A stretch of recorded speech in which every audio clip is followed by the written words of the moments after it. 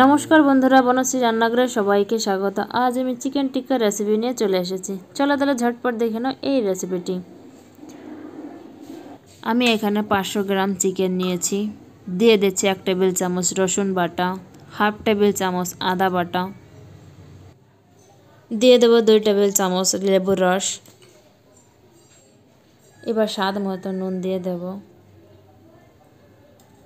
এবার এগুলোকে ভালো করে মিশিয়ে 10 থেকে 15 মিনিটের মতো ঢাকা দিয়ে রেখে দেব।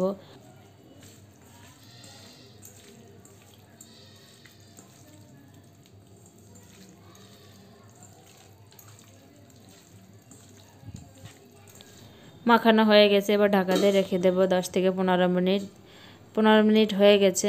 এবার দিয়ে দেব হাফ টেবিল চামচ ধনিয়া গুঁড়ো, হাফ টেবিল চামচ জিরে গুঁড়ো, দিয়ে দেব লঙ্কা গুঁড়ো, যে যেমন ঝাল খেতে পছন্দ করো, হাফ চা চামচ গোলমরিচ গুঁড়ো, হাফ চা চামচ কসুরি মেথি,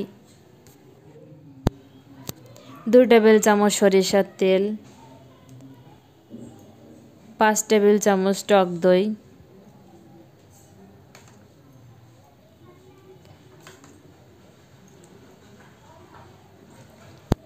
এর ভিতরে তোমরা হাফ টেবিল চামচ কাশ্মীরি লঙ্কা অ্যাড করে দেবে। কাশ্মীরি লঙ্কা না থাকলে লাল ফুড কালারটাও অ্যাড করে দিতে পারে। দুটোর কোনোটাই না থাকলে একদমই দিতে হবে না।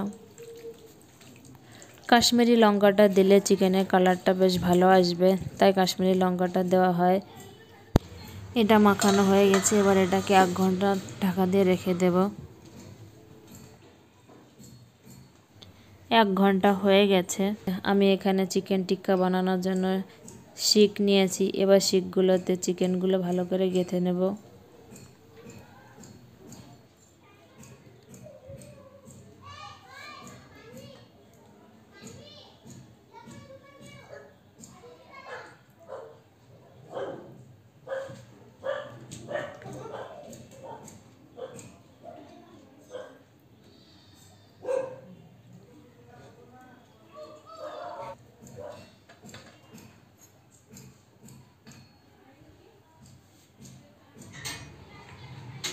এগুলো রেডি হয়ে গেছে।